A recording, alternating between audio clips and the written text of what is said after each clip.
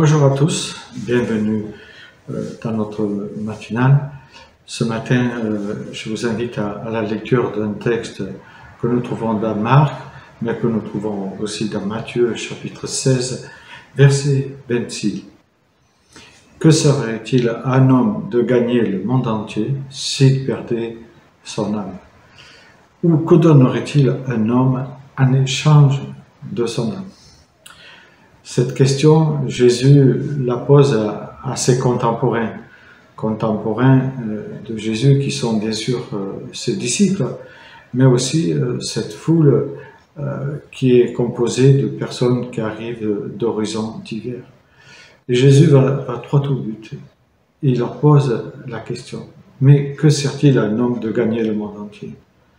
Bien sûr, Jésus ne nous interdit pas d'avoir des ambitions, mais il nous dit de faire attention à nos ambitions.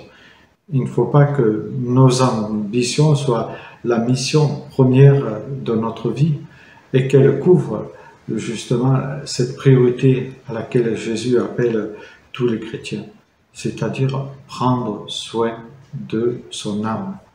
Parce que si on était les hommes les plus riches du monde, les plus puissants du monde, mais si on finissait notre séjour en enfer, à quoi ça aurait servi notre vie ici-bas?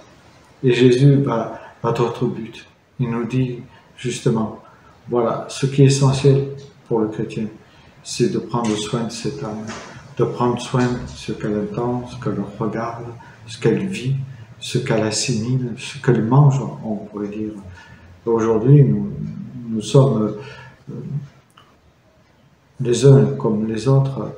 Nous vivons des temps où nous avons de plus en plus de pression du monde extérieur qui voudrait que nous nous conformions à lui.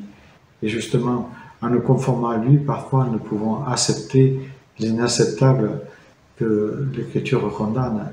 L'Écriture est radicale. Elle nous dit que sa parole est une lampe à nos pieds et une lumière sur nos sentiers.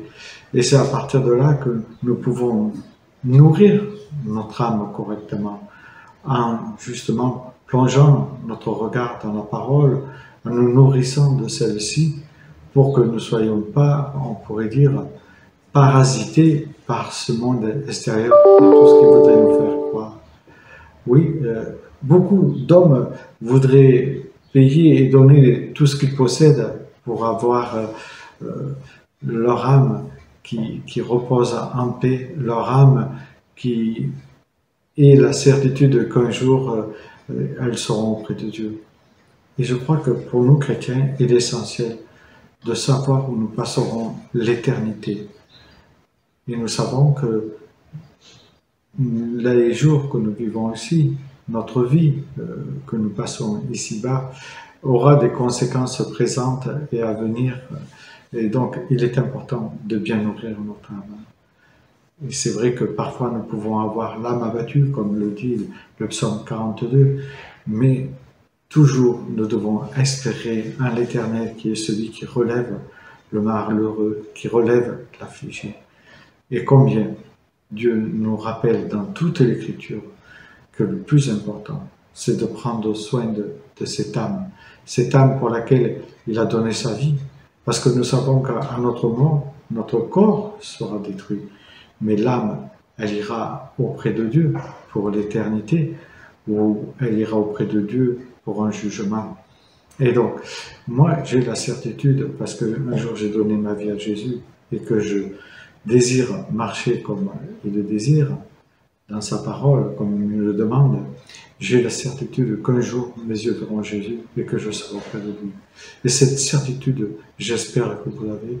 Et si vous ne l'avez pas, il est toujours encore temps de mettre votre vie en règle devant Dieu.